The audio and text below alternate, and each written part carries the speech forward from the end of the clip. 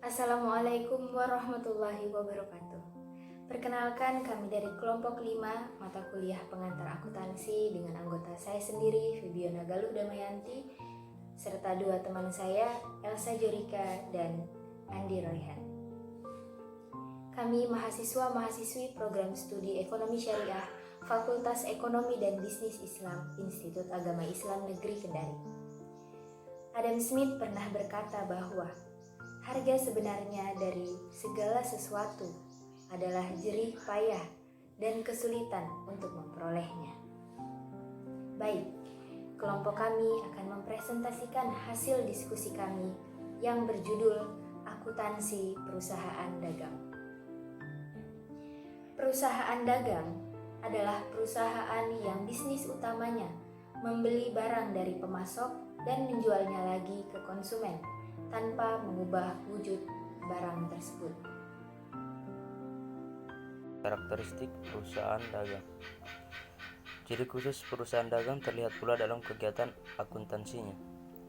Tahap akuntansi perusahaan dagang dimulai dari menghitung persediaan barang, menetapkan harga penjualan, hingga melaporkan seberapa besar kerugian atau keuntungan yang diperoleh. 4 karakteristik perusahaan dagang. Yang pertama adalah pembelian. Dalam kasus pembelian, perusahaan dagang biasanya memperhatikan secara detail barang apa yang akan dibelinya dari produsen. Dan yang kedua adalah pengeluaran kas. Dari barang, perlengkapan, dan alat yang telah dikonsepkan, perusahaan dagang selanjutnya akan menghitung seberapa banyak uang yang akan dikeluarkan sebelum menjual barang. Yang ketiga adalah penjualan. Setelah menghitung pengeluaran kas untuk seluruh kebutuhan secara umum, perusahaan dagang baru bisa menetapkan harga penjualan yang sesuai. Dan yang keempat adalah penerimaan kas. Karakteristik terakhir dari perusahaan dagang adalah mengevaluasi kas hasil penjualan. Kegiatan usaha dagang diperoleh berikutnya direncanakan menjadi lebih baik jika sebelumnya kurang. Dan yang kedua adalah jurnal transaksi perusahaan dagang. Jurnal umum perusahaan dagang adalah jurnal yang mencatat seluruh transaksi keuangan yang timbul akibat kegiatan perdagangan seperti pembelian barang dagang, penjualan barang dagang, pengembalian barang dagang, potongan atas penjualan atau pembelian. Pada umumnya terdapat 2 jenis metode pencatatan jurnal umum dalam perusahaan dagang, yakni 1. Metode fisik. Metode fisik digunakan oleh perusahaan yang menjual barang dagangan yang relatif murah. Yang kedua adalah metode perpetual. Metode perpetual digunakan oleh perusahaan yang memberlakukan tarif relatif mahal pada barang dagangannya.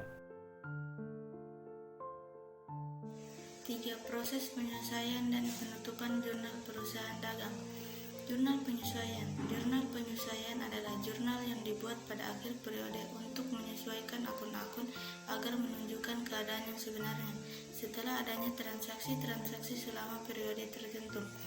Transaksi yang memerlukan proses penyesuaian dengan jurnal penyesuaian di akhir periode akuntansi yaitu 1.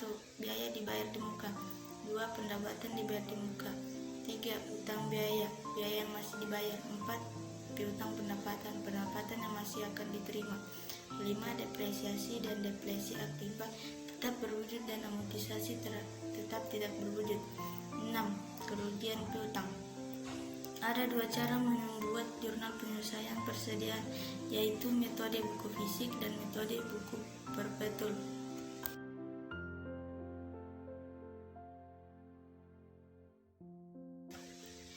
B. Jurnal penutup. Jurnal penutup adalah cara untuk menutup setiap akun-akun nominal khusus transaksi perusahaan dagang. Tahap-tahap membuat jurnal penutup perusahaan dagang. 1. Menutup akun pendapatan pada saldo kredit. 2. Menutup akun beban dan pada saldo kredit. 3. Menutup saldo akun ikhtisar laba rugi. 4. Menutup akun free menarik bagi pemilik. Laporan keuangan perusahaan dagang. Salah satu tujuan dari dibuatnya laporan keuangan adalah mengetahui perkembangan dari bisnis atau usaha dari setiap periodenya. Macam-macam laporan keuangan perusahaan dagang yaitu 1. Laporan laba rugi perusahaan dagang. 2. Laporan neraca perusahaan dagang. 3. Laporan arus kas perusahaan dagang. 4. Laporan hutang perusahaan dagang. 5. Laporan persediaan barang perusahaan dagang. Perusahaan dagang berbeda dengan perusahaan jasa. Contoh kecil adalah dari wujud dagangannya. Jika perusahaan jasa bersifat abstrak, lain halnya dengan perusahaan dagang yang konkret.